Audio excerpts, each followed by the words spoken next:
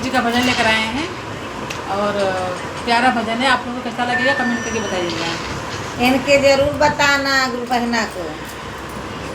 बोला बोला बोला बोला बोला बोला कहाँ लगाई खटोला, बोला बोला बोला बोला बोला बोला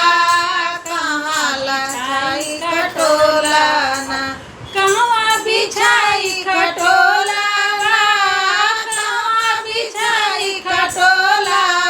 बोला बोला बोला बोला बोला बोला कहाँ बिछाई खटोला ना, बोला बोला बोला बोला बोला बोला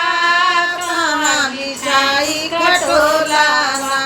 अंगना बिछाई की दुअरे बिछाई, अंगना बिछाई की दुअरे बिछाई, अंगना बिछाई की दुअरे, अंगना बिछाई की दुअरे, बोला बोला बोला बोला बोला बोला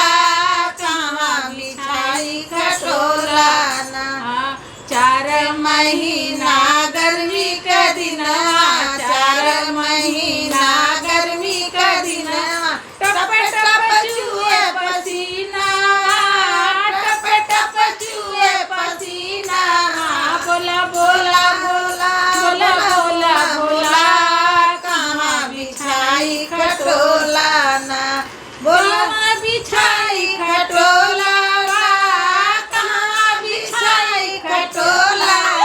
बोला बोला बोला बोला बोला बोला कहाँ बिछाई खटोला, 4 महीना बारिश का दिनवा, 4 महीना बारिश का दिनवा, टप टप चुए मड़ैया, टप टप चुए मड़ैया, बोला बोला बोला बोला बोला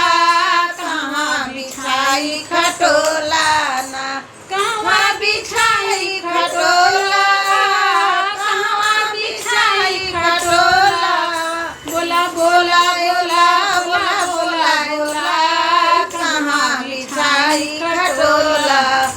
4 महीना जाड़ा का दिनवा, 4 महीना जाड़ा का दिनवा, जाड़ा का दिनवा हो जाड़ा का दिनवा, थर थर कापे बदनिया, थर थर कापे बदनिया, बोला बोला बोला बोला बोला बोला कहाँ बिछाई खटोला ना, अंगना बिछाई की दुअरे बिछाई, अंगना बिछाई